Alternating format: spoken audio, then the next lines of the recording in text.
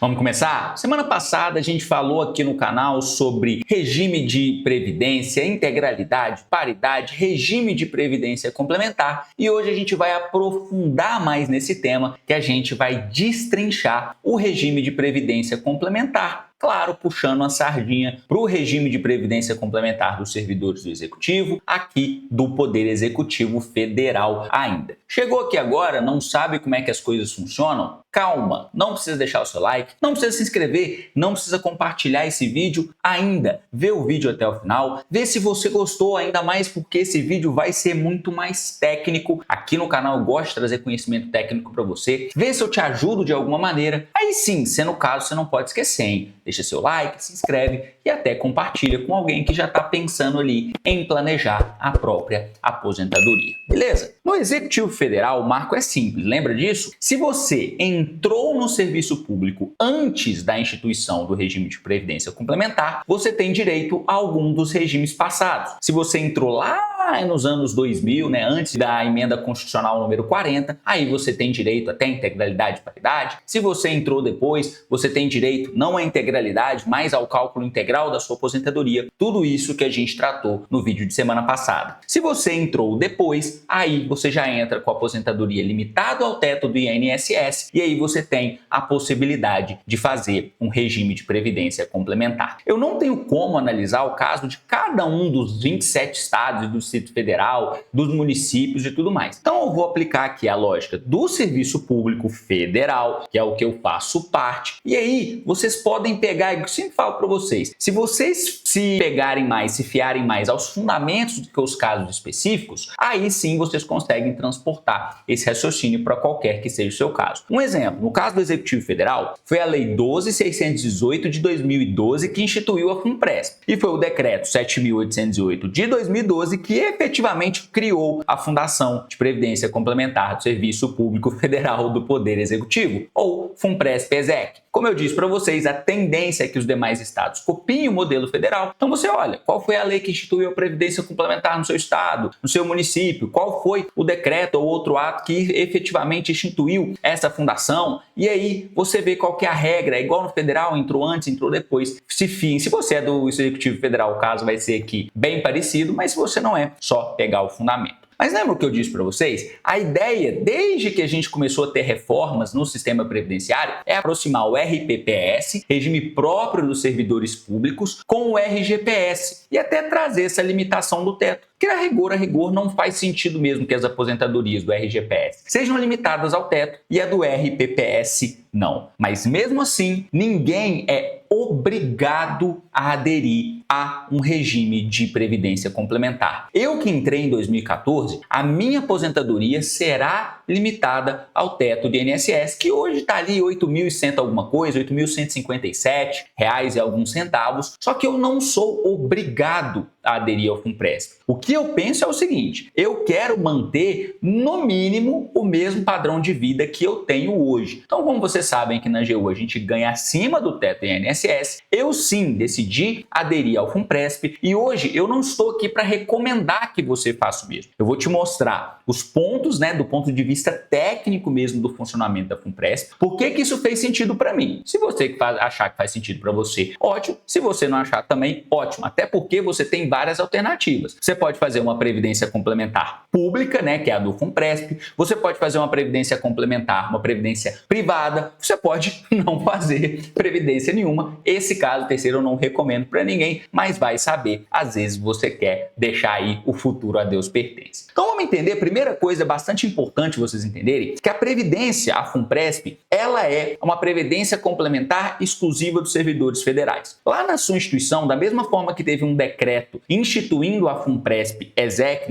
a FUNPRESP dos servidores do Executivo, baseada na lei da Previdência Complementar, que eu citei no início do vídeo, a gente teve a criação no Executivo Federal, ou melhor dizendo, no Serviço Público Federal, de 3 fundações de previdência. A FUNPRESP-ESEC, a FUNPRESP-LEGE para os servidores do Legislativo e a FUNPRESP-JUDE para os servidores do Judiciário. Hoje, a FUNPRESP-EXEC e a FUNPRESP-LEGE, Executivo e Legislativo, elas atuam sob o mesmo guarda-chuva da FUNPRESP, existindo a FUNPRESP-JUDE só ali separadamente. Beleza? E aí, o que vocês têm que entender também é que ela é uma fundação sem fins lucrativos. Isso vai ter repercussões ali quando a gente for falar sobre taxa de administração, sobre a forma como a FUNPRESP se organiza e se mantém, porque ela precisa de dinheiro para se manter, mesmo sendo uma fundação sem fins lucrativos. Então, uma breve recapitulação aqui para eu ter certeza que vocês estão acompanhando o raciocínio. A Previdência Complementar vem junto com aquela instituição do teto do RGPS, ou melhor dizendo, a utilização do mesmo parâmetro de teto do RGPS para o RPPS. Então, a gente teve uma lei federal, a Lei 12.618, que institui o regime de previdência complementar, fixou esse limite máximo do RPPS, né, que é o mesmo do RGPS, e que autorizou a criação das 3 entidades fechadas. Se a gente for lá na Lei 12.618 de 2002, um ponto extremamente importante é o artigo 16, que trata da contribuição. E aí vamos lá. Quando a gente pensa no RGPS, a gente está falando de um regime de repartição simples. E eu vou explicar isso aqui para vocês com laranjas. Imagina isso aqui, ó. Vou fazer uso dos meus instrumentos aqui de trabalho para vocês entenderem da melhor maneira possível. Imagina que isso aqui, ó, é a nossa população. São as pessoas que estão trabalhando. As pessoas vão trabalhando. Aí, com o tempo, um se aposenta, um outro se aposenta, um outro se aposenta. Opa, o outro aqui acabou caindo, não tem problema não. Acontece também na nossa população, né? As pessoas falecem também. Até aqui a gente não tem um grande problema. Estou até deixando aqui mais alto e essa aqui mais baixa, porque é o seguinte, essa aqui é a nossa base da pirâmide. Olha só como é que tem várias pessoas ativas, trabalhando, contribuindo e sustentando o pagamento do benefício dos ativos. Qual que é o problema que a gente começa a ter? Quando esse pessoal aqui da base começa a casar tarde, começa a ter menos filhos, e eles continuam se aposentando, ó, de maneira que a gente inverte essa pirâmide. Tem muitas pessoas aqui recebendo benefícios, bora segurar aqui direito para não deixar mais pessoas da nossa sociedade indo embora. Ó. Então tem muitas pessoas recebendo benefício no alto aqui da pirâmide e tem poucas pessoas contribuindo. É por isso que eu falo que a Previdência, assim, do jeito que a gente entende ela hoje, a Previdência normal, previdência obrigatória, ela é um esquema de pirâmide feito para não funcionar. Quando a gente trata do FUNPRESP é diferente. Tem essa pessoa aqui, que pode ser eu, por exemplo. Essa pessoa aqui, então vou tirar o cabelo dela, já que sou eu, né? E aí, o que ela faz? Aqui, o regime é de capitalização. Aquele que eu expliquei para vocês é o regime de repartição simples. Então, eu aderi a um regime de previdência complementar e todo mês eu vou fazendo contribuições para uma conta, para um fundo, que é minha mesmo. Então, eu estou colocando aqui, ó, estou juntando algumas coisinhas. Eu estou sem nada aqui para representar essas contribuições, mas imagina que eu estou aqui, ó, coloco um pouquinho, aí a conta cresce aqui, ó. Isso aqui é o meu fundo de previdência, regime de capitalização. Quando eu aposentar, for lá ficar inativo, ó, aí eu começo a usufruir, ó. Aí vai indo pouquinho. Eu posso tirar tudo de uma vez, mas o que eu contribuir para minha conta, eu mesmo vou usufruir. Isso aqui é o regime de capitalização. Beleza? E aí, para sustentar esse regime de capitalização, pensa, a gente está vindo de reformas. O RPPS, que é obrigatório, eu não posso simplesmente chegar e falar assim, não, eu vou ser servidor público, mas eu não quero participar do RPPS, não, regime próprio de previdência social. Quero participar só do regime complementar. Eu não tenho essa obrigação. Então, eu estou fazendo contribuições, ele vem no meu contra-cheque, sempre descontada a minha contribuição para o regime próprio, mas eu também escolhi aderir ao regime de previdência complementar. E lá nesse artigo 16, ele fixa as contribuições. E aí você tem que entender que eu sou o participante, que esse dispositivo fala, então eu sou o participante do fundo, e o patrocinador é o meu ente que me emprega, no meu caso, a União. Então, esse dispositivo diz, pense que isso aqui é algo que só seu pai faria para você. A gente está vindo de reformas. A Previdência, como a gente entende, regime de repartição é um regime de pirâmide feito para dar errado. Então, a União precisou fazer o seguinte, eu preciso estimular as pessoas também a aderirem ao regime de previdência complementar. Porque eu não quero que o pessoal tenha um decréscimo da qualidade de vida depois que aposenta, aí isso vai acabar me dando mais ônus, e eu também preciso consertar os problemas do regime, né, do regime de previdência obrigatório que funciona sob o regime de repartição simples. Então o que ele faz? Por isso que eu estou falando que é um negócio que só pai faria para você, só pai e mãe. Tudo que eu contribuo para o regime de previdência complementar, a União dobra. Eu contribuí com R$ 100, a União bota mais R$ 100. Eu contribuí com 200, a União coloca mais 200, claro, limitado a 8,5% do meu salário de participação. Posso fazer contribuições facultativas? Posso ir além desse 8,5%? Posso, mas aí a União não vai dobrar. E aí, além de vocês lerem esse artigo 16 da Lei 12.618 de 2012, eu preciso que vocês deem uma olhada ali no parágrafo 3º, que diz exatamente o que eu falei. A alíquota da contribuição do patrocinador, no meu caso a União, será igual ao do participante. Se eu contribuir 7,5, ela contribui também com 7,5. Se eu contribuir com 8, ela também contribui com 8. Se eu contribuir com 8,5, ela também contribui com 8,5. Observado o disposto no regulamento de plano de benefícios, e não poderá exceder o percentual de 8,5%. Foi o que eu falei com vocês. O que ela fala sobre o regulamento é que o regulamento da FUNPRESP me dá a opção, eu posso escolher se eu vou contribuir com 7,5% do meu salário de participação, com 8% do meu salário de participação ou com 8,5%, sendo que em abril de todo ano você pode fazer a mudança. Digamos que hoje que eu estou em 8,5%, mas eu quero ali em abril, cada ano, ou melhor dizendo, ajustar todo o abril e esse ajuste vai valer a partir de maio. Vamos dizer que em abril do ano que vem eu quero mudar, acho que 8,5 está muito alto, quero passar para 7,5, quero passar para 8, posso fazer essa alteração desde que anualmente. Só que eu falei algumas coisas aqui sobre salário de participação, limitação ao teto, vamos entrar nessa parte técnica também. Como é que é feito o cálculo? Lembra? Até o teto do RGPS, que hoje está em 8.157,41, eu contribuo pro RPPS, que é o regime próprio de servidores públicos, regime obrigatório, eu não posso escolher não contribuir. Aí vamos supor que eu ganhe R$ 10.000. Como é que vai ser o cálculo do meu salário de participação? O valor sobre o qual irá incidir essa contribuição que eu escolhi, que eu posso escolher 7,5, 8, 8,5. Então, se aí, vou até deixar na tela para vocês irem visualizando. Alguém que ganha 10.000, a gente pega o salário de participação, tira o teto do RGPS, porque você só contribui para aquilo que extrapola o teto do RGPS, né? Estou falando teto do RGPS porque ele foi o parâmetro que a gente trouxe aqui. Mas a partir do momento que ele foi incluído no RPPS, a gente pode falar do teto do RPPS sem problema também. Nesse meu caso, 10.000 menos 8.157,41 dá um valor de 1.842,59. É sobre esse valor que a gente vai calcular 7,5%,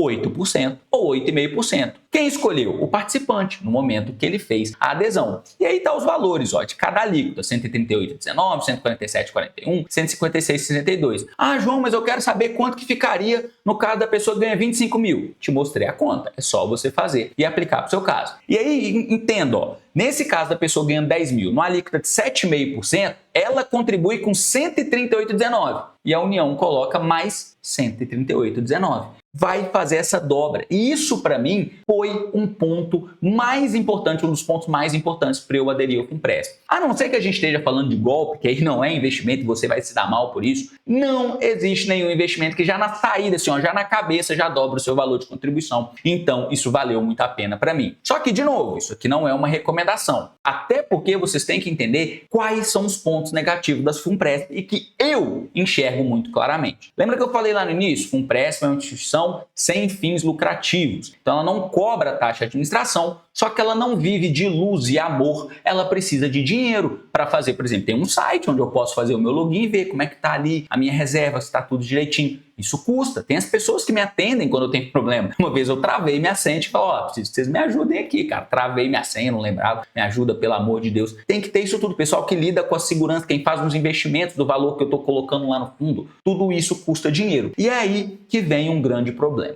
Quando a gente olha lá no regulamento da FUNPRESP, diz que a fonte de custeios das despesas administrativas e de gestão dos planos vai ser a seguinte, contribuição dos participantes e assistido, contribuição dos patrocinadores, reembolso, resultado de aplicação financeira, receitas, dotação inicial, doações, tudo isso é utilizado para custear as despesas do FUNPRESP. Como eu disse, não vive de luz e amor. Ninguém vive de luz e amor. Além disso, o meu grande problema aqui é um negócio que ela cobra taxa de carregamento. Do ponto de vista técnico, a taxa de carregamento na Previdência, isso vale para qualquer uma, até para um plano privado, é o percentual cobrado a partir das contribuições para cobrir essas despesas. Então é assim, lembra naquele lugar ali que eu falei, lá atrás naquele exemplo, uma pessoa que ganha 10 mil, a gente subtraiu ali o teto e ele vai contribuir com 7,5%, está contribuindo com 138,19 por mês. um percentual desse valor vai ser comido pela taxa de carregamento. Ele não vai inteiro para o fundo, para a conta dessa pessoa, que a gente está falando do regime de capitalização. Um pouquinho desse valor, um percentual desse valor, vai para cobrir as despesas administrativas. Qual que é o meu grande problema com o FUNPRESP? Quando a gente vai para a iniciativa privada, tem diversos fundos de previdência complementar privados que não cobram essa taxa de carregamento. Para mim não faz sentido essa cobrança da taxa de carregamento. É tipo eu receber um boleto aqui de pagamento da conta de água e a Saneago, que é aqui de Goiás, vira e fala assim, olha,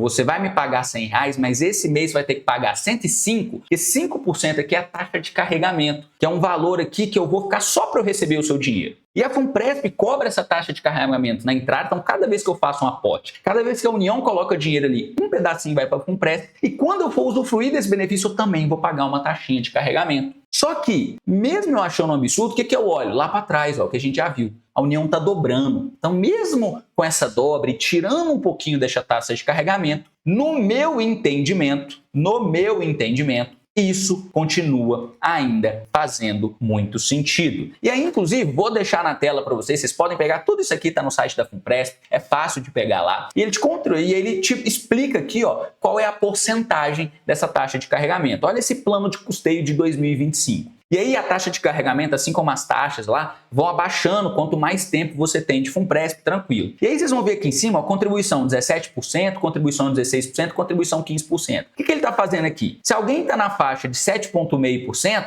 soma mais 7,5% do patrocinador, chega a 15%. Se você está em 8%, soma com a do patrocinador, chega a 16%. Se você está no 8,5%, soma do patrocinador que dobra 17%. Desse valor, 17% ou 16% ou 15%, olha só, no primeiro ano, 1,19% dessa contribuição vai ser taxa de carregamento. Quando você chega a partir de 7 anos, isso baixa para 0,43. De novo, eu acho um absurdo essa taxa de carregamento, mas continuo considerando que ela é um percentual pequeno da contribuição e aí que a dobra pelo meu patrocinador, para mim, valeu a pena. Só que aí toma só um cuidado, vou fazer um parênteses aqui, eu falei para vocês darem uma mexida ali no site da FUNPRESP. Se vocês forem lá nas perguntas frequentes, né, as perguntas e respostas, ele fala da taxa de carregamento em 2,5% a 17%. Só que aí ele está contando da contribuição, né? Ou melhor dizendo, isso, da contribuição. E aqui está em porcentagem do salário de participação, que é 17% do salário de participação, nesse quadrinho que eu deixei para vocês. Agora eu não sei se vai ser de um lado ou do outro, já confundi aqui a edição, então fiquem tranquilos quanto a isso. E aí é só uma diferença de base de cálculo, a taxa de carregamento continua sendo um valor pequeno. Só que ainda assim eu vejo mais um problema e aqui vai depender de cada um. Lembra que eu falei para vocês que eu vou colocar num fundo e alguém vai investir esse meu dinheiro? Começo a pensar assim, cara, eu confio mais em mim que qualquer pessoa investir no meu dinheiro. Eu estudo muito sobre isso, entendo sobre o assunto, acho importante eu entender sobre o destino do meu dinheiro. Então eu não gosto de deixar lá e delegar essa tarefa para alguém. E aí, olha só, como é que eu resolvi esse problema? Para mim, o problema da taxa de carregamento foi resolvido pela dobra. No final das contas, vale a pena. A gente tem na FUNPRESP 4 perfis de investimento. Ele vai mudando, que são recomendações. Então, assim, se você tem até 40 anos, você estaria mais adequado no perfil 1, até você chegar a partir de 61 anos, você estaria mais adequado no perfil 4. Qual que é a diferença aqui? É uma análise, ou melhor, um balanceamento que eles fazem entre prazo e tolerância. Quanto mais novo você está, teoricamente você tem mais tempo para se expor a risco. E aí eles recomendam que você coloque ali na primeira carteira de investimento, que ela é mais puxada para performance, enquanto que aquela que vai para o perfil 4, ela é mais de preservação do que performance. Qual que é a diferença aqui? Quando a gente está falando de carteira preservação, está falando em ativos mais seguros, muito título público, você está emprestando para o governo, que não vai quebrar. Até porque se der algum problema, o governo brasileiro pode imprimir dinheiro. Ah, mas tem problema de inflação? Tem, mas ele não vai quebrar, por isso que é extremamente seguro. Até renda fixa que você empresta para grandes bancos e tal. Então é assim, ó, focado em preservar o patrimônio. Quando a gente vai para performance, a gente vai para ativos um pouquinho mais arriscados. Empresas, investimentos internacionais e tudo mais, que eu não me sinto confortável de colocar na mão de outra pessoa para fazer isso por mim. Eu tenho os meus critérios, eu seleciono as empresas que eu quero investir, eu tenho os meus próprios critérios de qualidade, o que eu acho que é importante, e eu quero compor o meu próprio portfólio. Então o que eu fiz? Apesar da minha recomendação ser perfil número 1 até 40 anos ali, ó, aí eu ficaria com 55 a 70 na carteira preservação, 30 a 45 na performance, eu virei e falei assim, não senhor, já que vai ser outra pessoa que vai investir esse dinheiro, pode colocar meu dinheiro ali na carteira preservação, quero o mais seguro possível, não confio em outras pessoas investindo meu dinheiro para mim. Às vezes você vai ser o oposto, fala assim, João, não tem paciência para isso, quero que outra pessoa faça, não tem problema nenhum, mas é aquela coisa. Depois você delega para outro, não vai reclamar se der algum problema aí. Foi o que eu entendi e foram as coisas que eu pesei para fazer a decisão. E atenção, como eu disse para vocês, vocês não são obrigados a fazer só a FUNPRESP. Você pode fazer até também uma previdência complementar privada. E eu fiz também. Até porque quando a gente pensa em previdência complementar, a gente pensa num benefício fiscal que você pode deduzir até 12% da sua renda tributável no imposto de renda. Só que isso, aí a gente vai continuar falando sobre esse tema num próximo vídeo, onde eu vou destrinchar essa cobrança de imposto de renda, como você pode ver, como servidor público, em vez de pagar imposto de renda, você pode ter até uma restituição ou simplesmente zerar o imposto de renda nesse limite. Só que esse vídeo já está ficando muito grande, muito técnico. Não se preocupem com isso agora. Se preocupem em entender o FUNPRESP, igual eu falei. Não é porque o João fez que eu vou fazer também. Até porque isso não é recomendação. Tendo o que eu fui que eu olhei, dá uma olhada lá no site. Todas as informações estão lá. Tudo que eu peguei aqui foi baseado no próprio site da FUNPRESP, informações oficiais para você tomar a sua própria decisão. E aí no próximo vídeo a gente continua falando sobre previdência, aí falo sim desse benefício complementar para vocês, ou melhor, desse benefício de deduzir do imposto de renda a previdência complementar. Com um vídeo muito longo, não vou mostrar a plataforma hoje, mas o link está aqui, como sempre, na descrição. E como sempre, eu agradeço a atenção de todos vocês e até o próximo vídeo.